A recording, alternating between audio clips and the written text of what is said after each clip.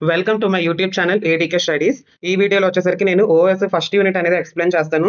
Video ముందు వెళ్ళే ముందు ఒక చిన్న రిక్వెస్ట్ అప్పట్లనే please subscribe to our channel. It will be very useful and మంచి మంచి వీడియోస్ అనేది మీ దగ్గర డెలివర్ చేయాలని థాట్లో ఉన్నాను. So please subscribe and like the video and share to the friends. ఎంత ఎక్కువ మంది చూస్తే అంత హ్యాపీగా నేనైతే ఫీల్ అవుతాను. It is an new channel కాబట్టి. సో మీకు ఓఎస్సీ నోట్స్ అనేది కావాలంటే it's available for 59 rupees. OS నోట్స్లో వచ్చేసరికి చాలా వరకు టాపిక్స్ ఉంటాయి. దాంట్లో టెక్స్ట్ బుక్లో కొన్ని వరకు అర్థం అవ్వచ్చు, అర్థం కాకపోవచ్చు. సో మీకు నోట్స్ అనేది సింపుల్‌గా కావాలంటే నా దగ్గర వచ్చేసరికి కాంటాక్ట్ అవ్వండి.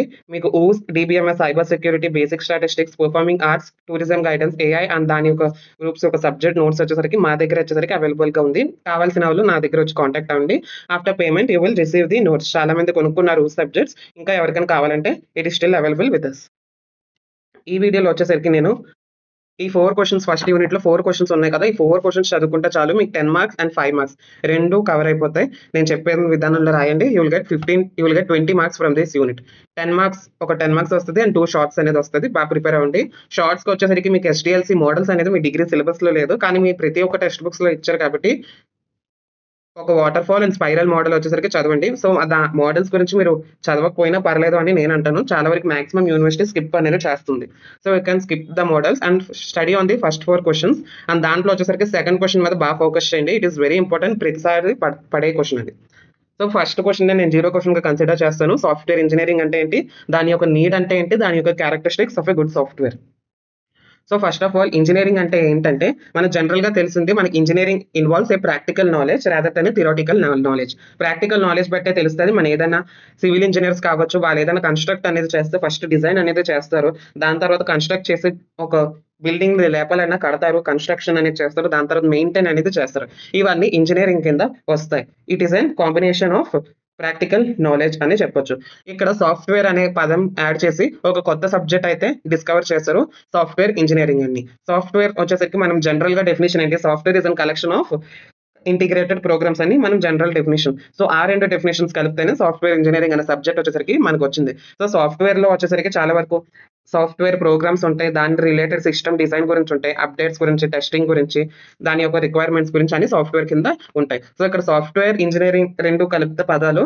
సో ఒక సాఫ్ట్‌వేర్ ఇంజినీరింగ్ అనే సబ్జెక్ట్ ఫార్మ్ అయింది. దీని యొక్క మెయిన్ మోటో వచ్చేసరికి ఏదైనా ప్రాజెక్ట్స్‌ని డెవలప్ చేయడానికి, దాంట్లో ఉన్న ఏదైనా బగ్స్ ఏదైనా ఉంటే టెస్ట్ చేసి రిమూవ్ చేయడానికి అండ్ ఒక సాఫ్ట్‌వేర్‌లో ఏదైనా వెబ్‌సైట్ మనం చూసుకుంటే, అప్లికేషన్ చూసుకుంటే దాన్ని నీట్‌గా నంబర్ ఆఫ్ ఇయర్స్‌కి మెయింటైన్ చేయడమే సాఫ్ట్‌వేర్ ఇంజినీరింగ్ ఒక మెయిన్ మోటో అని చెప్పొచ్చు. దాని తర్వాత నీడ్ ఆఫ్ సాఫ్ట్‌వేర్ ఇంజినీరింగ్. మనకు సాఫ్ట్‌వేర్ ఇంజినీరింగ్ అనేది ఎందుకు కావాలి అని అడుగుతున్నారు. సాఫ్ట్‌వేర్ ఇంజినీరింగ్ వచ్చేసరికి చాలా వరకు నంబర్ ఆఫ్ పెద్ద పెద్ద ప్రాజెక్ట్స్‌ని చిన్న చిన్న టాస్క్స్‌గా డివైడ్ అనేది చేసి కాంప్లెక్స్ సిస్టమ్స్‌ని ఎఫెక్టివ్‌గా అనేది బిల్డ్ అనేది చేస్తారు. సో ఎగ్జాంపుల్ నేను ఒక బ్యాంకింగ్ సైట్ డెవలప్ చేయాలంటే it is large and complex.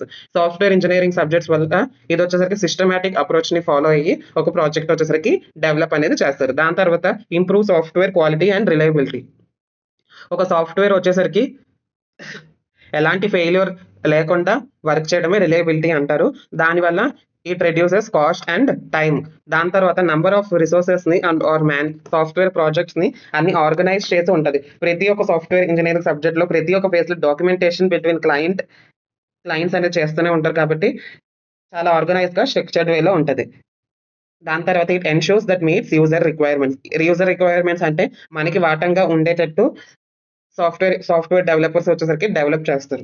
So that is all about need of software engineering. దాని తర్వాత ఇది వచ్చేసరికి డైనమిక్ నేచర్‌లో వర్క్ అవుతది. చాలా వరకు హై సాఫ్ట్‌వేర్ లార్జ్ ప్రాజెక్ట్స్‌ని కాంప్లెక్స్ కాంప్లెక్స్ ప్రాజెక్ట్స్‌ని డెవలప్ అనేది చేస్తారు. దాని తర్వాత characteristics of a good software.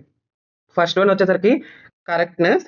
ఇదొచ్చేసరికి అన్నీ ఒక మన రిక్వైర్మెంట్స్ ఫేజ్‌లో ఏదైతే రిక్వైర్ అవుతాయో ఇవన్నీ ఫంక్షన్స్ అనేది పెర్ఫార్మ్ అవుతుందా సాఫ్ట్‌వేర్‌లో అనేది characteristics of a good software అని అనొచ్చు. దాని తర్వాత రిలయబిలిటీ. ఆ రిలయబిలిటీ అనేది ఒక సాఫ్ట్‌వేర్ వచ్చేసరికి ఎలాంటి ఫెయిల్యూర్ లేకుండా సర్టెన్ పీరియడ్ ఆఫ్ టైమ్ దాకా రిలయబుల్‌గా ఉందా లేదా అని చూస్తది. దాని తర్వాత యూజబిలిటీ. మనం డెవలప్ చేసే సాఫ్ట్‌వేర్ వచ్చేసరికి చాలా ఈజీగా ఉండాలి. ప్రతి ఒక్క ఎండ్ యూజర్స్‌కి ఆపరేట్ చేసినట్టు ఉండాలి. దాని తర్వాత మెయింటైనబిలిటీ. ద సాఫ్ట్‌వేర్ వచ్చేసరికి చాలా వరకు ఏదైనా బగ్స్ ఏదైనా వచ్చినా, ఏదైనా ఎర్రర్స్‌ని ఫిక్స్ చేయాలన్నా it should be very easy to modify. ఏదైనా అప్డేట్ చేయడానికైనా, ఎర్రర్స్‌ని ఫిక్స్ చేయడానికైనా. దాని తర్వాత పోర్టబిలిటీ. ఆ ఒక సాఫ్ట్‌వేర్ వచ్చేసరికి number of hardware and operating సిస్టమ్స్‌లో వచ్చేసరికి ఇన్‌స్టాల్ అయినా కూడా రన్ అయ్యేటట్టుగా ఉండాలి. దాన్ని పోర్టబిలిటీ అంటారు. దాని తర్వాత సెక్యూరిటీ. సాఫ్ట్‌వేర్ వచ్చేసరికి అన్‌ఆథరైజ్డ్ యాక్సెస్ నుంచి దూరంగా ఉండి ప్రొటెక్ట్ అనేది చేయాలి డేటా వచ్చేసరికి. అది కూడా ఒక క్యారెక్టరిస్టిక్సే. దాని తర్వాత స్కేలబిలిటీ. స్కేలబిలిటీ అంటే ఏంటి నంబర్ ఆఫ్ ఎంత ఎక్కువ మంది యూజర్స్ అయినా ఎంత వర్క్ లోడ్ పడినా పెర్ఫార్మన్స్ అనేది చాలా నీట్‌గా ఉండాలి. ఎలాంటి ఇష్యూస్ అనేది రాదు. ఒక గుడ్ సాఫ్ట్‌వేర్‌కి ఉండాల్సింది. సో, దీంట్లో వచ్చేసరికి ఇంకో టైప్ కూడా అడగొచ్చు. Characteristics of a good software engineer. ఇక్కడ గుడ్ సాఫ్ట్‌వేర్ ఇంజినీర్‌కి, గుడ్ సాఫ్ట్‌వేర్‌కి డిఫరెన్స్ అనేది ఉంది. గుడ్ సాఫ్ట్‌వేర్ అంటే మనం ఒక సాఫ్ట్‌వేర్ ఇంజినీర్‌గా ఉంటే ఎలాంటి క్యారెక్టరిస్టిక్స్ ఉండాలి, దాని గురించి మామూలుగా చెప్పేస్తాను. ఒక మంచి టెక్నికల్ నాలెడ్జ్ ఉండాలి డొమైన్ మీద. ప్రోగ్రామింగ్ స్కిల్స్ అనేది ఉండాలి. కమ్యూనికేషన్ స్కిల్స్ వచ్చేసరికి బాగుండాలి. దాని తర్వాత మోటివేషన్ వచ్చేసరికి high motivation due to interesting and external pay of the company. దాని తర్వాత ఫండమెంటల్ కంప్యూటర్ నాలెడ్జ్ ఉండాలి. దాని తర్వాత మంచి ఐక్యూ ఉండాలి. దాని తర్వాత he should able to work in teams as well as individual గా ఉండాలి. దాని తర్వాత డిసిప్లిన్ అనేది ఇంపార్టెంట్. సో మీకు క్వశ్చన్ అనేది అడగరు, కానీ అడిగితే ఇలాగ రాసేయండి. దాని తర్వాత first question SDLC stages. Very important question నాన్న. ఇది వచ్చేసరికి ఎస్డిఎల్సి స్టేజెస్ అయినా ఫేజెస్ అయినా ఒకటే. ఎస్డిఎల్సి స్టేజెస్ అంటే software development life cycle. Very important question, 10 marks కి పక్కాగా ఇస్తాడు. దీంట్లో వచ్చేసరికి ఒక డయాగ్రామ్ అనేది మీరు రాయాలి. డయాగ్రామ్ వచ్చేసరికి ఏంటి లేదు, ఒక ప్లానింగ్ లో ఒక బాక్స్ లో పెట్టి దాని తర్వాత కింద ఆరో మార్క్స్ పెట్టి అలాగ మెయింటెనెన్స్ దాకా ఒక డయాగ్రామ్ అనేది గీయాలి. అప్పుడే మీకు మార్క్స్ అనేది పడతాయి. సో నేను మీకు ఇచ్చిన సైడ్ హెడ్డింగ్స్ డయాగ్రామ్ లో కన్వర్ట్ అనేది చేసేయండి. దాని తర్వాత ఎస్డిఎల్సిలో 7 ఫేజెస్ అనేది ఉంటాయి అన్నాం కదా. Planning, requirement analysis, design, coding, test, development, deployment, లేదంటే మెయింటెనెన్స్. సో ఇలా రౌండ్ గా కూడా మీ డయాగ్రామ్ అనేది డ్రా చేయొచ్చు. So it is your wish. First phase వచ్చేసరికి ప్లానింగ్ ఫేజ్ అనమాట. ఇక్కడ వచ్చేసరికి మనం సాఫ్ట్వేర్ ఎస్డిఎల్సి స్టేజెస్ ఎందుకు వాడతారో, ఒక ప్రాజెక్ట్ లో మనం డెవలప్ చేయాలంటే ఫస్ట్ నుంచి లాస్ట్ ఫేజ్ దాకా ఎలా డెవలప్ చేసుకుని సక్సెస్ఫుల్ సాఫ్ట్వేర్ అనేది క్రియేట్ చేస్తాము, ఒక అప్లికేషన్ ని క్రియేట్ చేస్తాము. దాంట్లోని ఎస్డిఎల్సి స్టేజెస్ అనేది వాడతారు. సో ఎగ్జాంపుల్ గా మీరు చూసుకుంటే నేను ఒక బ్యాంకింగ్ వెబ్సైట్ ని క్రియేట్ చేయాలని నేను ఒక సాఫ్ట్వేర్ ఇంజనీర్స్ ఏదో కంపెనీకి ఇచ్చాను. ప్రతి ఒక్క కంపెనీకి ఎస్డిఎల్సి స్టేజెస్ వచ్చేసరికి మారుతూనే ఉంటాయి, కానీ స్టాండర్డ్ ఎస్డిఎల్సి స్టేజెస్ ఈ 7 స్టెప్స్ ని ఇన్వాల్వ్ అయి ఉంటది. సో అన్ని ఒక కంపెనీస్ కి ఇదే ఉంటదని పక్కా అనేది చెప్పలేము. సో మాక్సిమం కంపెనీస్ ఇదే ఫాలో అవుతుంది కాబట్టి ఈ ఆన్సర్ అనేది రాయండి. So first of all planning. ఏదైనా ఒక సాఫ్ట్వేర్ అనేది డెవలప్ చేసినప్పుడు ఏదైనా మనం జనరల్ గా ఏదైనా ట్రిప్ ఎక్కడైనా వెళ్ళినప్పుడు కూడా ఫస్ట్ మనం ప్లాన్ వేసుకొని దాని తర్వాత ఎగ్జిక్యూట్ చేస్తాము. సో ప్రతి దీనికి ప్లానింగ్ అనేది మన లైఫ్ లో అయినా సాఫ్ట్వేర్ డెవలప్మెంట్ ఫేజ్ లో planning is the initial stage.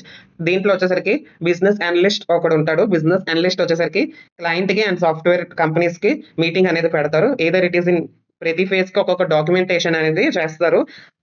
దానివల్లే సాఫ్ట్వేర్ ఇంజనీరింగ్ వచ్చేసరికి చాలా స్ట్రక్చర్డ్ గా ఆర్గనైజ్డ్ గా ఉంటుందని ఎర్లియర్ ఆన్సర్లు చెప్పాను. సో ఆల్రెడీ ప్లానింగ్ అంటే ప్రాజెక్ట్ ఐడియా వచ్చేసరికి డిస్కస్ అనేది చేస్తారు, ప్లాన్స్ కూడా చేస్తారు. ఎలా ఇనిషియల్ గా డెవలప్ చేయాలి ప్రాజెక్ట్ డెవలప్ అయ్యాక క్లయింట్ కి ఎలాంటి సాటిస్ఫాక్షన్ అనేది కావాలి, దాని యొక్క కాస్ట్ అనేది ఎస్టిమేట్ చేస్తారు. అండ్ ఇది వచ్చేసరికి ఎలాంటి డెడ్ లైన్ లోపు కంప్లీట్ చేయాలని ఫస్ట్ ఫేజ్ ప్లానింగ్ లో డిస్కస్ అనేది చేసుకుంటారు. ద ఎగ్జాంపుల్ చూసుకుంటే నేను ఒక కాలేజ్ వెబ్సైట్ డెవలప్ చేయాలనుకున్నాను. దాంట్లో ఉన్న ఫీచర్స్ ఏమేమి ఉండాలని ప్లాన్ చేసుకొని ఈ ఫేజ్ లో వచ్చేసరికి డాక్యుమెంటేషన్ చేసుకుంటారు. డాక్యుమెంటేషన్ వచ్చేసరికి ఎస్ఆర్ఎస్ ఆర్ బిఆర్ఎస్ ఎన్ని దీంట్లో చేసుకుంటారు. మాక్సిమం ఎస్ఆర్ఎస్ లోనే చేసుకుంటారు. ఎస్ఆర్ఎస్ గురించి మీకు ఫర్దర్ సెకండ్ యూనిట్ లో ఉంటుంది, అక్కడ మీరు చదువుకుంటారు. సెకండ్ వన్ వచ్చేసరికి రిక్వైర్మెంట్ అనాలిసిస్ అంటే ఈ స్టేజ్ లో వచ్చేసరికి డెవలపర్ వచ్చేసరికి రిక్వైర్మెంట్స్ అన్ని గ్యాదర్ చేసి పెట్టుకుంటాడు. ఎలాంటి రిక్వైర్మెంట్స్ కావాలంటే కస్టమర్ నీడ్స్ ఎలా సాటిస్ఫై చేయాలి. దాని తర్వాత రిక్వైర్మెంట్స్ అనేది అందరూ ఒక సాఫ్ట్వేర్ డెవలప్మెంట్ టీమ్ ఉంటుంది కదా, వాళ్ళతో డిస్కస్ చేసుకుని స్టేక్ హోల్డర్స్ నుంచి రిక్వైర్మెంట్స్ ని అనలైజ్ చేసుకుని ఒక డాక్యుమెంటేషన్ చేసుకుంటారు. So that documentation is known as SRS, software requirement specification. ఇందాక చెప్తున్నట్టే కాలేజ్ మేనేజ్మెంట్ వెబ్సైట్ ఎగ్జాంపుల్ గా తీసుకొని ఈ రిక్వైర్మెంట్స్ లో ఏం చేసుకుంటాడు, స్టూడెంట్ రిజిస్ట్రేషన్ అండ్ అటెండెన్స్ ని ఎలా మేనేజ్ చేయాలి అండ్ రిజల్ట్ ని వచ్చేసరికి ఎలా జనరేట్ చేయాలని చూసుకుంటారు ఈ రిక్వైర్మెంట్ అనాలిసిస్ లో. దాని తర్వాత ఈ ఫస్ట్ 2 ఫేజెస్ వచ్చేసరికి these are the input of the other phases. First 2 phases లో ఏం చేస్తారు, ప్లాన్ చేసి అనలైజ్ చేస్తారు, స్టేక్ హోల్డర్స్ దగ్గర నుంచి అనలైజ్ చేస్తారు అండ్ ప్రతి దీనికి డాక్యుమెంటేషన్ అనేది ప్రిపేర్ అనేది చేస్తారు. The objective of the software వచ్చేసరికి ఈ ఫేజ్ లో ఫిక్స్ చేస్తారు ఫస్ట్ 2 ఫేజెస్ లో. దాని తర్వాత system design or prototype. System design చూసుకుంటే ఫస్ట్ 2 వచ్చేసరికి these are the input of this phase. ఇది వచ్చేసరికి ఎలాంటి డిజైన్ వచ్చేసరికి ఎలాంటి అప్లికేషన్స్ ఆప్షన్స్ సెలెక్ట్ చేసుకుంటే బాగుంటది, ఎలాంటి హార్డ్వేర్ కాన్ఫిగరేషన్స్ ని సెట్ చేయాలి అని చూసుకుంటది. దీని యొక్క ఆర్కిటెక్చర్ అండ్ డిజైన్ వచ్చేసరికి ఇక్కడ యూఎంఎల్ డయాగ్రామ్స్ వచ్చేసరికి డ్రా అనేది చేస్తారు.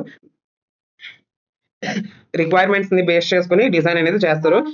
దీంట్లో వచ్చేసరికి ఎలా సాఫ్ట్వేర్ అనేది వర్క్ అవుతుంది అని ఒక డిజైన్ అనేది వేస్తారు. దీంట్లో హై లెవెల్ డిజైన్ హెచ్ఎల్డి అని ఒకటి ఉంటుంది. దాంట్లో వచ్చేసరికి ఓవరాల్ డిజైన్ స్ట్రక్చర్ చూసుకుంటది.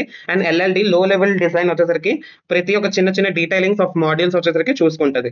ఎగ్జాంపుల్ చూసుకుంటే మనం ఒక కాలేజ్ ఒక database tables like students and faculties courses ఏమేమి ఉన్నాయి దాన్ని డిజైన్ చేసి పెడతది. దాని తర్వాత ఇంప్లిమెంటేషన్. సో థర్డ్ ఫేజ్ ఉంది కదా, థర్డ్ ఫేజ్ లో ఏం చేసుకుంటది, ఎలాంటి యాక్షన్స్ అనేది ఇంప్లిమెంట్ చేయాలని చూసుకుంటది. దాని తర్వాత ఆ యాక్షన్స్ ని కోడింగ్ కింద కన్వర్ట్ చేసుకుంటది. డిజైన్ ఆల్గోరిథమ్స్ ఉంటది కదా, దీన్ని ప్రోగ్రామింగ్ కోడ్ లో కన్వర్ట్ చేసుకొని అన్ని ఒక మాడ్యూల్స్ కి పంపిస్తారు. వచ్చేసరికి ఈ డిజైన్ లో వచ్చేసరికి ఇంప్లిమెంటేషన్ వచ్చేసరికి programming codes like Java, Python or C++ use చేసుకొని డెవలప్ అనేది చేస్తారు. So it is an very important phase in HDLC stages. And fifth stage కూడా it is very important. Testing అనేది చేస్తారు. టెస్టింగ్ ఎందుకు చేస్తారు, మనం చేసిన ఇప్పుడు దాకా టాస్క్స్ అన్ని ఏదైనా ఎర్రర్స్, ఏదైనా బగ్స్ ఏదైనా ఉన్నాయా అని చూసుకుంటారు. ఏదైనా ఒక దీంట్లో బగ్స్ అనే ఏదైనా ఇస్తే మళ్ళీ return software developers like implementation coding చేసే వాళ్ళకి అండ్ డిజైన్ చేసే వాళ్ళకి బ్యాక్ కి పంపించుకొని ఎర్రర్స్ అన్ని రెక్టిఫై చేసుకుని మళ్ళీ టెస్టింగ్ దగ్గర టెస్ట్ అనేది చేస్తారు. టెస్టింగ్ లో వచ్చేసరికి unit testing and integration testing అనేది వాడతారు. ఇది మీరు 4th యూనిట్ లో చదువుకుంటారు. 10 marks concept very important testing గురించి. సో ఇక్కడ ఎగ్జాంపుల్ గా ఏం టెస్ట్ చేస్తాడు, స్టూడెంట్ లాగిన్ వచ్చేసరికి ఎలాగ ఏంటి ఎర్రర్ లేకుండా పాస్ అవుతుందా, అండ్ రిజల్ట్ అండ్ చాలా వరకు మెనూస్ అండ్ GUIs వచ్చేసరికి బాగా పనిచేస్తుందా లేదా అని చూసుకుంటారు. ఇది వచ్చేసరికి డిఫరెంట్ మోడల్స్ వచ్చేసరికి ఇండివిజువల్ గా టెస్ట్ అనేది చేస్తారు. అండ్ ఒకేసారి కంబైన్ చేసుకొని ఒక సిస్టమ్ అనేది ఎఫిషియెంట్ గా ఉందా లేదా అని చూసుకుంటారు. దాని తర్వాత ఇక్కడతో మాక్సిమం అనేది ఎండ్ అయిపోయింది సాఫ్ట్వేర్ డెవలప్మెంట్ వచ్చేసరికి. 6th నుంచి ఏంటంటే deployment or training of support. Deployment and ఏదైనా రాసుకోవచ్చు, ట్రైనింగ్ అండ్ సపోర్ట్ అని రాకపోవచ్చు, డిప్లాయ్మెంట్, ట్రైనింగ్ అండ్ సపోర్ట్ అని రాసుకోవచ్చు. ఇక్కడ ఏం చేస్తారంటే ఇది డిజైనింగ్ అండ్ టెస్టింగ్ ఒక సాఫ్ట్వేర్ వచ్చేసరికి కంప్లీట్ అయిపోతాయి. ఈ ఫేజ్ కి ఇస్తారు. సో నేను ఒక కాలేజ్ వెబ్సైట్ ని డిజైన్ చేశాను కదా, ఆ కాలేజ్ వెబ్సైట్ వచ్చేసరికి ప్రతి ఒక్క ఆపరేటింగ్ సిస్టమ్స్ లో ప్రతి ఒక్క సాఫ్ట్వేర్ ఎన్వైరన్మెంట్ లో ఇన్స్టాల్ అనేది అయ్యిందా, లేకపోతే అక్కడ రియల్ ఎన్వైరన్మెంట్ లో ఇన్స్టాల్ అయ్యిందా, లేకపోతే ఒకవేళ ఇన్స్టాల్ అవ్వకపోతే మళ్ళీ ముందున్న phases like testing and implementation phases కి ఇచ్చి ట్రైన్ అనేది చేసి మళ్ళీ ఇక్కడ రమ్మంటారు. సో ఇక్కడ యూజర్ ఎన్వైరన్మెంట్ లో రియల్ ఎన్వైరన్మెంట్ లో యూజ్ అవుతుందా లేదా అని చూస్తారు. ఇది వచ్చేసరికి చాలా హెల్ప్ఫుల్ గా ఉంటది. It changes all the customer usage and all. ఈ ట్రైనింగ్ అండ్ సపోర్ట్ వల్ల చాలా వరకు మనకు ఈ ఫేజ్ కు వస్తే మాక్సిమం సాఫ్ట్వేర్ ప్రాజెక్ట్ వచ్చేసరికి అయిపోయినట్టే. ఫస్ట్ 5 ఫేజెస్ ఇనిషియల్ గా చాలా important. 6th and 7th phase వచ్చేసరికి it is not that important. And 7th phase వచ్చేసరికి నేను ఒక మెయింటెనెన్స్ అంటే మామూలుగా ఇట్ ఈస్ అండ్ ఫ్యూచర్ లో చాలా వరకు యూజ్ అయ్యేది. ఎగ్జాంపుల్ నేను ఒక కాలేజ్ వెబ్సైట్ రిలీజ్ చేసి కాలేజ్ వాళ్ళకి నేను యూనివర్సిటీ వాళ్ళకి ఇచ్చాను అనుకోండి. సో దాంట్లో వచ్చేసరికి సాఫ్ట్వేర్ అనేది వెబ్సైట్ అలాగే ఉంటుందా, కాదు కదా. ఒక 1 or 2 years యూజ్ చేసాక కొన్ని బగ్స్ అనేది వస్తాయి, దాంట్లో కొన్ని ఇష్యూస్ అనేది ఫేస్ అనేది చేస్తారు, అక్కడే స్టక్ అయిపోవడం కానీ అలాంటివన్నీ ఫేస్ అనేది చేస్తారు చాలా వరకు స్టూడెంట్స్. సో అవన్నీ ఫేస్ చేయకుండా ఉండడానికి మెయింటైన్ అనేది చేస్తారు ఆ వెబ్సైట్స్ ని. ఏదైనా బగ్స్ ఏదైనా ఉంటే అక్కడికక్కడే ఫిక్స్ అనేది చేస్తారు. So this is all about HDLC stages and it is very important. నేను చెప్పినట్టు రాయండి. నెక్స్ట్ క్వశ్చన్ వచ్చేసరికి it is an very important OOP concepts పైన. మీరు programming languages like Java and Python previous semesters లో చదువుంటారు కదండి, సేమ్ అదే డెఫినేషన్స్ రాసిన మీకు 10 మార్క్స్ అనేది ఇచ్చేస్తారు. 5 మార్క్స్ లో కూడా it is an important question like inheriting దాని యొక్క టైప్స్ ఏంటి, పాలిమార్ఫిజం దాని యొక్క క్యారెక్టరిస్టిక్స్, క్లాస్ అండ్ ఆబ్జెక్ట్ కి డిఫరెంట్ అడుగుతారు. సో మీకు ఆబ్జెక్ట్ ఓరియంటెడ్ ప్రోగ్రామింగ్ లాంగ్వేజ్ అంటే ఏదైనా ఒక ప్రాబ్లం ఒక వ్యూ వచ్చేసరికి క్లాసెస్ అండ్ ఒక ఐడెంటిఫికబుల్ ఆబ్జెక్ట్స్ సాల్వ్ అనేది ముందుకనేది సాగుతుంది with real life entities, which is an perfect example of object oriented programming. దీంట్లో వచ్చేసరికి నంబర్ ఆఫ్ ఫీచర్స్ అనేది ఉంటది. లైక్ దీంట్లో వచ్చేసరికి కోడ్ అనేది నంబర్ ఆఫ్ టైమ్స్ అనేది యూజ్ చేయొచ్చు. అండ్ మెయింటైన్ చేయడం వచ్చేసరికి చాలా ఈజీగా ఉంటది. ఊప్స్ లో వచ్చేసరికి మనం ఏదైనా రీడిజైన్ అనేది చేయొచ్చు అండ్ కొన్ని డేటాని హైడ్ అనేది చేయొచ్చు. దాని యొక్క ఎక్స్టెన్షన్ చాలా వరకు ప్రోగ్రామింగ్ లాంగ్వేజెస్ లో ఉన్నాయని చెప్పుకోవచ్చు. సో ఫస్ట్ కాన్సెప్ట్ వచ్చేసరికి classes and objects. Class simple definition and class is an instance of object and and object is an instance of class అని రాసేసిన మీకు మార్క్స్ అనేది పడతాయి. కానీ ఎగ్జాంపుల్స్ కొంచెం లెందీగా రాయాలి కాబట్టి మీరు అనేది లెంతీగానే రాయాలి ఒక 5 to 6 లైన్స్ దాకా.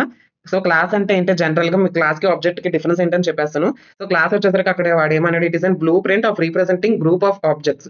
నంబర్ ఆఫ్ గ్రూప్ ఆఫ్ ఆబ్జెక్ట్స్‌ని ఫార్మ్ అయ్యే ఒక హైరార్కీలో క్లాస్ అని అంటారు. సో మీకు హైరార్కీ అంటే ఫస్ట్ ఆఫ్ ఆల్ నేను ఫ్రూట్స్ గురించి మాట్లాడతాను. ఫ్రూట్స్‌లో ఒక టైప్స్ ఏంటి? ఫ్రూట్స్ ఏదైనా అయ్యుండొచ్చు. ఫ్రూట్స్ వచ్చేసరికి క్లాస్. ఫ్రూట్స్ కింద వచ్చేది లైక్ ఆరెంజ్ అయినా like strawberries. Orange and strawberries are objects. కానీ గ్రూప్ ఆఫ్ సెట్స్‌ని రిప్రజెంట్ చేస్తుంది ఏంటి? దాన్ని క్లాస్ అని అంటారు. That shares common properties and relationship with objects. So fruits అన్ని like strawberry and orange some క్యారెక్టరిస్టిక్స్‌ని ఫాలో అనేది అవుతది. అదొక ఫ్రూట్ ఫ్యామిలీకి కింగ్డమ్‌కి చెందినదని మనం ఈజీగా అనొచ్చు. అండ్ ఇది వచ్చేసరికి స్వీట్‌గా ఉంటది అని రిప్రజెంట్ అనేది చేస్తది class. So that share common properties and relationship between them is known as class. So object వచ్చేసరికి each object is identifiable entity. ప్రతి ఒక్క ఆబ్జెక్ట్ ని మనం ఐడెంటిఫై చేయొచ్చంట with some characteristics and behaviour. ఎలాంటి క్యారెక్టరిస్టిక్స్? ఎగ్జాంపుల్ మనం చూసుకుంటే ఫ్రూట్ అని తీసుకున్నాము. ఎగ్జాంపుల్ ఆబ్జెక్ట్ ఏంటి దాంట్లో? ఆరెంజ్ అని తీసుకుంటాం. Orange is an object, not an class. So orange వచ్చేసరికి ఎలాంటి క్యారెక్టరిస్టిక్స్ ఉంటది? ఆరెంజ్ యొక్క షేప్ వచ్చేసరికి స్పెరికల్ గా ఉంటది.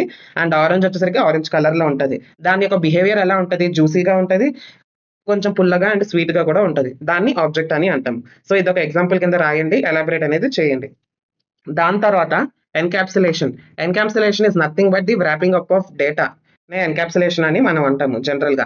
సో ఒక నంబర్ ఆఫ్ డేటాని ఒక కోడ్ వచ్చేసరికి ఒకే యూనిట్‌లో పెట్టేదే ఎన్‌క్యాప్సులేషన్ అంటాము. ఇట్ ఇస్ సింపుల్‌గా it is wrapping up of data into a single unit. ఒక్క సింగిల్ యూనిట్‌లో వ్రాప్ చేస్తున్నాం. Hiding internal state from outside. Internal state వచ్చేసరికి హైడ్ చేస్తాం బయట ఎవరు కనిపించకుండా.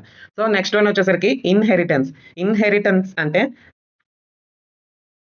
ఒక బిహేవియర్ నుంచి ఎగ్జాంపుల్ చూసుకుంటే, మనం ఒక పేరెంట్స్ యొక్క బిహేవియర్ నుంచి మనం కొంతవరకు వాళ్ళ బిహేవియర్ వచ్చేసరికి సేమ్‌గా ఉంటది. అక్కడేమవుతుంది, మనం వచ్చేసరికి వాళ్ళ బిహేవియర్‌ని ఇన్‌హెరిట్ చేస్తున్నాము. So, it is an simple example ఇన్‌హెరిటెన్స్‌కి. సో, ఇన్‌హెరిటెన్స్‌లో మీకు చాలా వరకు 5 మార్క్స్‌కి అండ్ 5 మార్క్స్ దాని యొక్క టైప్స్ అనేది రాయమంటారు. సో, ఇన్‌హెరిటెన్స్ ఏంటి? It is an capacity of one class of things to inherit capacity or properties from another class. ఒక క్లాస్ నుంచి ఇంకో క్లాస్ దాకా ఇన్‌హెరిట్ పైనుంచి కింద వాటి యొక్క క్యారెక్టరిస్టిక్స్ అండ్ బిహేవియర్‌ని అబ్జర్వ్ చేసుకోవడమే ఇన్‌హెరిటెన్స్ అంటారు. సో, ఇన్‌హెరిటెన్స్‌లో టైప్ చూసుకున్నారంటే సింగిల్ ఇన్‌హెరిటెన్స్. సింగిల్ ఇన్‌హెరిటెన్స్ అంటే పైన పేరెంట్ క్లాస్‌ని ఎక్కడైతే ఇన్‌హెరిట్ చేసుకుంటుందో కింద క్లాస్ దాన్ని బేస్ క్లాస్ అని అంటారు. కింద కింద దేన్నైతే ఇన్‌హెరిట్ చేసుకుంటుందో దాన్ని చైల్డ్ క్లాస్ అంటారు. లేదంటే డిరైవ్డ్ క్లాస్ అని అంటారు.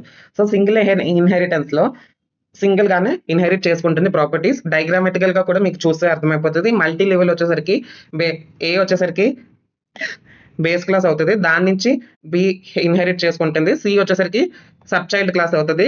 బి నుంచి ఇన్‌హెరిట్ చేసుకుంటుంది. సో, మల్టిపుల్ ఇన్‌హెరిటెన్స్ అంటే మల్టిపుల్ బేస్ క్లాసెస్ అనేది ఉంటది. అండ్ దట్ షేర్ కామన్‌గా ఇన్‌హెరిట్ అనేది చేసుకుంటుంది. ఎగ్జాంపుల్ సి చూసుకుంటే ఏ అండ్ బి యొక్క ప్రాపర్టీస్‌ని రెండిటిని ఇన్‌హెరిట్ అనేది తీసుకుంటుంది. సో, ఇక్కడ హైరార్కికల్ ఇన్‌హెరిటెన్స్. ఒకే బేస్ క్లాస్ వచ్చేసరికి నంబర్ ఆఫ్ చైల్డ్ క్లాసెస్‌కి ఇన్‌హెరిట్ చేయడమే హైరార్కికల్ ఇన్‌హెరిటెన్స్ అని అంటారు. హైబ్రిడ్ ఇన్‌హెరిటెన్స్ అంటే ఒక నంబర్ ఆఫ్ క్లాసెస్ వచ్చేసరికి లైక్ మీరు చూసుకుంటే ఏ నుంచి గ్రాండ్ మదర్ అనుకోండి. బి అండ్ సి వచ్చేసరికి ఫాదర్ అండ్ మదర్ వచ్చేసనుకోండి. ఏ నుంచి బి అండ్ సి ఇన్‌హెరిట్ చేసుకుంటుంది. ఇక్కడ డి వచ్చేసరికి బి అండ్ సి దగ్గర నుంచి ఇన్‌హెరిట్ చేసుకోవడమే హైబ్రిడ్ ఇన్‌హెరిటెన్స్ అంటారు. సో, దాని యొక్క ఎక్స్‌టెన్షనే multi path inheritance. Multi path inheritance కూడా సేమే. బి అండ్ డి వచ్చేసరికి ఏ నుంచి ఇన్‌హెరిట్ చేస్తుంది. అండ్ బి అండ్ డి నుంచి సి అనేది ఇన్‌హెరిట్ చేసుకుంటుంది. సో, ఇవన్నీ ఒక పాతలోగా ఒకటి ఫార్మ్ అయ్యడం వల్ల దాన్ని మల్టీ పాత్ ఇన్‌హెరిటెన్స్ అంటారు. సో, నెక్స్ట్ వచ్చేసరికి పాలిమార్ఫిజం. పాలిమార్ఫిజం అంటే ఏంటి లేదమ్మా, పాలీ అంటే మెనీ, మార్ఫిజం అంటే చేంజ్. ఒక సింగిల్ డేటా ఒక పాలిమార్ఫిజం ఈస్ నథింగ్ బట్ ఒక డేటా లేదైనా ఒక మెసేజ్ వచ్చేసరికి ఒకేలా కాకుండా నంబర్ ఆఫ్ అదర్ వేస్‌లో వేరియంట్స్‌ని చూపించగలిగేదే పాలిమార్ఫిజం అంటాము.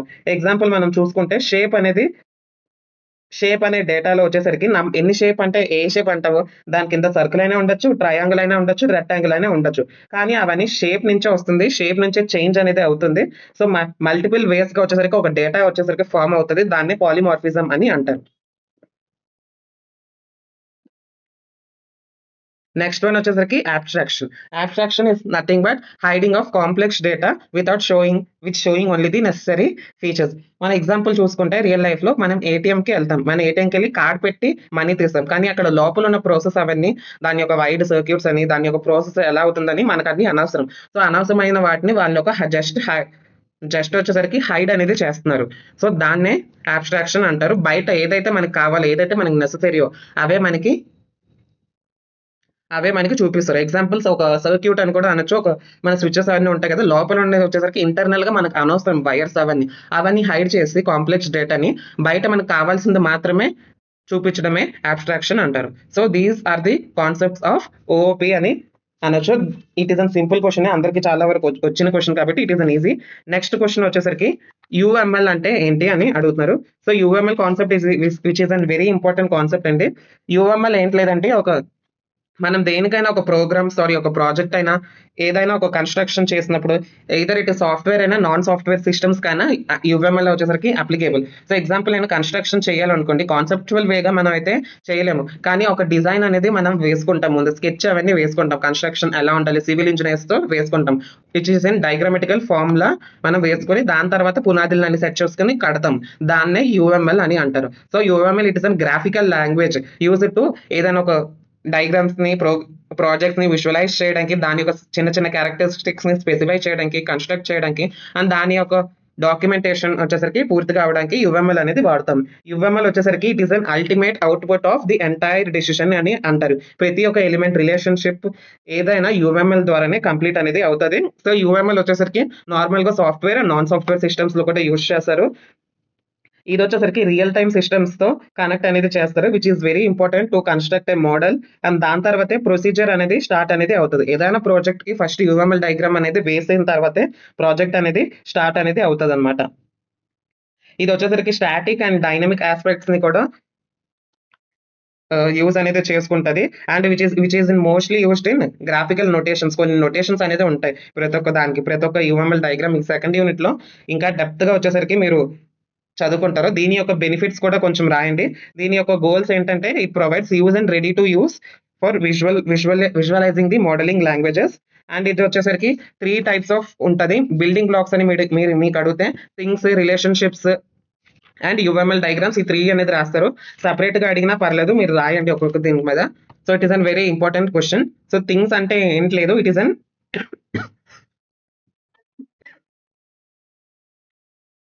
సారీ, మనకి థింగ్స్ అంటే ఏదైనా మన ఒక ఐటమ్స్ మనం పేపర్ మీద గీసుకుంటాం కదండి. సో అలాంటి ఎంటిటీస్ ని రీప్రజెంట్ అనేది చేస్తుంది ఒక ప్రాజెక్ట్ వేలో. స్ట్రక్చరల్ థింగ్స్ దీంట్లో వచ్చేసరికి 4 క్లాసిఫికేషన్స్ అనేది ఉంది. స్ట్రక్చరల్ థింగ్స్ అంటే ఏం లేదు, ఒక physical and conceptual part of a model వచ్చేసరికి రీప్రజెంట్ అనేది చేస్తారు. ఎగ్జాంపుల్ వచ్చేసరికి ఏదైనా ఒక సిస్టమ్ ఒక పార్ట్స్ ని మెన్షన్ చేయడానికి, లైక్ బైక్ లో ఏదైనా ఫిజికల్ పార్ట్ ని రీప్రజెంట్ చేయడానికి స్ట్రక్చరల్ థింగ్స్ అనేది యూజ్ చేస్తారు. దీంట్లో వచ్చేసరికి ఇది స్ట్రక్చరల్ థింగ్స్ వచ్చేసరికి it is an static part of an model. Static అంటే ఏంటి, ఒకేలా ఉండడం, చేంజ్ అనేది అవ్వదు, దాన్ని స్టాటిక్ అని అంటారు. ఇది వచ్చేసరికి అండ్ ఎగ్జాంపుల్స్ వచ్చేసరికి ఎలా రీప్రజెంట్ చేస్తారంటే ఈ classes, interfaces, collaborations, use cases and components and notes ని యూస్ చేసుకొని డిఫైన్ అనేది చేస్తారు. మీకు సపరేట్ గా 10 మార్క్స్ థింగ్స్ గురించి అడిగితే ఇవన్నీ రాస్తారు. మాక్సిమం అనేది అడగరు, యుఎంఎల్ అండ్ బిల్డింగ్ బ్లాక్స్ గురించి అడుగుతారు. సో అలాగే రాయండి. దాని తర్వాత బిహేవియరల్ అంటే ఏంటి లేదమ్మా, యాక్షన్స్ అనేది తీసుకుంటది బిట్వీన్ 2 ఆబ్జెక్ట్స్. ఇది వచ్చేసరికి డైనమిక్. స్ట్రక్చరల్ వచ్చేసరికి స్టాటిక్ అండ్ బిహేవియరల్ థింగ్స్ వచ్చేసరికి డైనమిక్ గా ఉంటది. డైనమిక్ అంటే ఏదైతే చేంజ్ అనేది అవుతూనే ఉంటది. ఎలాంటిది యూస్ చేసుకుంటారు, interfaces, interactions and state machine diagrams ని యూస్ చేసుకుని చేంజ్ అనేది చేస్తారు. Grouping things next one. ఏదైనా ఒక ఫోల్డర్ లో సెట్ చేసి పెట్టడమే గ్రూపింగ్ థింగ్స్ అంటారు. గ్రూప్ అంటే ఏంటి, అన్ని ఒకే దగ్గర పెట్టడం, అన్ని పార్ట్స్ యొక్క మోడల్ ని ఒకే దగ్గర డాక్యుమెంటేషన్ చేసి పెట్టడమే. దేని ద్వారా యూస్ చేస్తారు, ప్యాకేజెస్ ని యూస్ చేసి చేస్తారు. సో యానోటేషనల్ థింగ్స్ అంటే ఏంటి లేదమ్మా, మనం జనరల్ గా స్టిక్కీ నోట్స్ అనేది యూస్ చేస్తాం కదా, ఏదైతే మనం ఈజీగా ఎక్స్ప్లెయిన్ చేయొచ్చో, ఏదో ఒక చిన్న నోట్ మేకింగ్ అనేది, చిన్న చిన్న కమెంట్స్ అనేది యూస్ చేస్తాం కదా, స్టిక్కీ నోట్స్ మనం దాన్నే యానోటేషనల్ థింగ్స్ అని అంటాం. So these are the things basic elements. దాని తర్వాత రిలేషన్షిప్స్ ఒక నేమ్ ద్వారానే తెలుస్తుంది. ఎలాగ డిఫరెంట్ థింగ్స్ వచ్చేసరికి ఒకదానికి ఒక రిలేట్ అయ్యి ఉంటాయి అని చెప్పడమే రిలేషన్షిప్స్ అంటారు. And this part is very important in UML diagram. ఇది వచ్చేసరికి దేంతో ఏది అసోసియేట్ అయ్యి ఉంది అని చెప్పేదే. రిలేషన్షిప్స్ అని అంటారు. రిలేషన్షిప్స్లో వచ్చేసరికి ఫస్ట్ వన్ వచ్చేసరికి డిపెండెన్సీ. మనం ఏదైనా ఒక వర్క్ చేసినప్పుడు మనమే ఫుల్ ఫ్లెడ్జ్డ్గా వచ్చేసరికి చేయలేము. సో ఇక్కడ డిపెండెన్సీ వచ్చేసరికి ఏదైనా ఏదైనా ఒక వర్క్ అనేది మనం చేస్తున్నప్పుడు ఏదైనా అదర్ వర్క్ కూడా మనం చెయ్యాలి. ఒకదాని మీద ఒకటి అనేసరికి మనం వచ్చేసరికి డిపెండ్ అవ్వాలి. దాన్నే డిపెండెన్సీ అంటాం. మీకు ఈజీగా చెప్పాలంటే మన ఫుల్ వర్క్‌ని మనమే చేయలేము. అదర్స్ పైన కూడా డిపెండ్ అవుతాం. దాన్ని ప్రోగ్రామింగ్ లాంగ్వేజ్‌లో వచ్చేసరికి it is an semantic relationship where we have to depend on each other. So వచ్చేసరికి మనం ఏదైనా ఒక డిపెండ్ అయినప్పుడు ఏదో ఒకటి చేంజ్ అనేది అవుతది. సో ఒకటి చేంజ్ చేస్తే ఇంకొకటి వచ్చేసరికి ఎఫెక్ట్ అవుతదనమాట. దాన్ని డిపెండెన్సీ అని అంటారు. దాని తర్వాత అసోసియేషన్. అసోసియేషన్ అంటే ఏంటి లేదు, it connects elements of UML. Model అన్నమాట. ఇది ఏంటంటే డిస్క్రైబ్ చేస్తారంటే ఎన్ని ఆబ్జెక్ట్స్ వచ్చేసరికి ఒక రిలేషన్‌షిప్‌లో డిస్క్రైబ్ అనేది చేస్తున్నారు. దాన్ని అసోసియేషన్ అని అంటారు. ఎగ్జాంపుల్ చూసుకుంటే ఏ టీచర్ టీచర్స్ ఏ స్టూడెంట్. ఒక టీచర్ వచ్చేసరికి ఎవరితో అసోసియేట్ అవుతారు? స్టూడెంట్స్తోనే అసోసియేట్ అవుతారు. పేరెంట్స్ అనేది కాదు. సో వాటి యొక్క ఆబ్జెక్ట్స్ ఏమేమి రిలేషన్‌షిప్‌లో ఉన్నాయి దాన్నే చూసుకుంటది. దాని తర్వాత జనరలైజేషన్. జనరలైజేషన్ అంటే ఏంటి లేదు, స్పెషలైజ్డ్ ఎలిమెంట్స్‌ని లేకపోతే కొంచెం జనరల్ ఎలిమెంట్స్‌ని లైక్ ఇన్‌హెరిటెన్స్ అనే కాన్సెప్ట్ మనం ఇందాక చెప్పాను కదా! ఆ ఇన్‌హెరిటెన్స్ కాన్సెప్టే ఇక్కడ తీసి ఇంకోలాగా చెప్పారు. సో చైల్డ్ వచ్చేసరికి పేరెంట్ యొక్క బిహేవియర్‌ని ఇన్‌హెరిట్ అనేది చేస్తారు. సో దాన్నే స్పెషలైజ్డ్ రిలేషన్‌షిప్ అంటారు ఇక్కడ యూఎంఎల్ డయాగ్రామ్‌లో. వేరే child element shares structure and behaviour of a పేరెంట్‌ని. So it is an very easy example. Inheritance గురించి చదివారు కదా! రియలైజేషన్ అంటే ఏంటంటే మనం ఏదైనా ఒకటి ఇంప్లిమెంట్ చేస్తున్నప్పుడు దానికి కొన్ని రూల్స్ అనేది ఉంటాయి. సో ఎగ్జాంపుల్ వచ్చేసరికి కొన్ని కమాండ్స్ అనేది రాయాలి. మనం ఏదైనా ప్రింట్ తీసుకున్నప్పుడు కొన్ని కమాండ్స్ అనేది రాయాలి. సో ప్రింటర్‌కి ప్రింట్ చేయమని. సో అలాంటి కమాండ్స్‌ని స్పెసిఫై చేస్తది రియలైజేషన్ వచ్చేసరికి. దాని తర్వాత UML diagrams. It is an main thing. నేను మీకు ముందే చెప్పాను కదా! యూఎంఎల్ డయాగ్రామ్స్‌లో మీకు ఇక్కడ ఇచ్చిన use case diagram, sequence diagram, class diagram, object diagram, component diagram, ఈ 6 డయాగ్రామ్స్ వచ్చేసరికి వెరీ ఇంపార్టెంట్. సెకండ్ యూనిట్‌లో 5 మార్క్స్‌గా సెపరేట్‌గా మీరు చదువుతారు యూఎంఎల్ డయాగ్రామ్స్ అంటే. సో జనరల్‌గా నేను మీకు యూఎంఎల్ డయాగ్రామ్స్ అంటే ఏంటని చెప్పేస్తాను. సో ఫస్ట్ ఫేజ్ ఏంటి? థింగ్స్. సెకండ్ వన్ ఏంటి? రిలేషన్‌షిప్. ఆ 2 కాంబినేషన్ అయ్యి ఒక డయాగ్రామ్ వచ్చేసరికి గ్రాఫికల్‌గా విజువలైజ్ చేస్తారు. దాన్ని యూఎంఎల్ డయాగ్రామ్స్ అని అంటాము. So it is connection of things and relationships అని అనొచ్చు. ఫస్ట్ వచ్చేసరికి బిహేవియరల్ డయాగ్రామ్స్ వచ్చేసరికి డైనమిక్‌గా ఉంటది. ఏదైతే ప్రాజెక్ట్ చేస్తున్నప్పుడు కూడా చేంజ్ అనేది అవుతూనే ఉంటది. దాన్ని బిహేవియరల్ డయాగ్రామ్స్ అని అంటాము. సో మీరు జనరల్‌గా మీ ఇల్లు తీసుకుంటే మీ ఇంట్లో వచ్చేసరికి ఒక మూవీ అనేది ప్లే అవుతుంది. సో మూవీ వచ్చేసరికి డైనమికా, స్టాటికా అంటే డైనమిక్ అని అంటాను. సో మీరు ఈ మూవీ అనేది ఈరోజు చూస్తారు, రేపు అనేది చూడరు. So it is an dynamic. It is an moving object లాంటిదే అంటారు. దీంట్లో ఎలాంటి డయాగ్రామ్స్‌ని యూజ్ చేసుకొని డ్రా చేస్తారంటే use case diagram, sequence diagram, activity డయాగ్రామ్‌ని యూజ్ చేసుకొని విజువలైజ్ అనేది చేస్తారు. నెక్స్ట్ వన్ వచ్చేసరికి స్ట్రక్చరల్ డయాగ్రామ్స్. డయాగ్రామ్స్ వచ్చేసరికి స్టాటిక్‌గా ఉంటాయి. ఇది వచ్చేసరికి ఒక సిస్టమ్, ఒక ఆర్గనైజేషన్ అండ్ ఆర్కిటెక్చర్‌ని చూపిస్తదంట. సో స్ట్రక్చరల్ డయాగ్రామ్స్ అంటే మీరు ఒక ఇల్లుని తీసుకున్నారనుకోండి, దాని యొక్క బ్లూ ప్రింట్ గీసినప్పుడు గోడలు అండ్ డోర్స్ వచ్చేసరికి ఎక్కడ ఉన్నవి అక్కడే ఉంటాయి. చేంజ్ అనేది అవ్వదనమాట. సో అది వచ్చేసరికి it is an static part. అలాంటిది ప్రాజెక్ట్స్‌లో కొన్ని ఉంటాయి కదా! దాన్నే స్ట్రక్చరల్ డయాగ్రామ్స్‌ని యూజ్ చేసుకొని డ్రా చేస్తారు. ఎగ్జాంపుల్ ఎలాంటి డయాగ్రామ్స్ యూజ్ చేస్తారంటే class diagram, object diagram and component diagram. These are some diagrams that are used. So మీకు 3 క్వెషన్సే ఉన్నాయి కదా! ఈ 3 క్వెషన్స్ మీరు చదువుకుంటే మీకు ఎస్సేస్ అనేది పక్కాగా అటెంప్ట్ అనేది చేస్తారు. Essays and shorts. And thank you for watching my video. And చాలా వరకు మోడల్స్ అనేది సిలబస్‌లో అనేది లేదండి. HDLC మోడల్స్ వచ్చేసరికి అయినా మీ టెక్స్ట్ బుక్స్‌లో ఉన్నా కూడా you can skip it. Models వచ్చేసరికి ఒకవేళ ఇచ్చినా కూడా మీకు water fall model and spiral model ఒకసారి చదువుకొని వెళ్ళండి. So that's all about this video. Hope you guys understood what I have elaborated. So ఎవరికైనా ఏదైనా డౌట్స్ ఉంటే నాకు వాట్సాప్ నంబర్‌కి వచ్చి కాంటాక్ట్ అవ్వండి. అండ్ నోట్స్ కావాలంటే you can contact me through WhatsApp.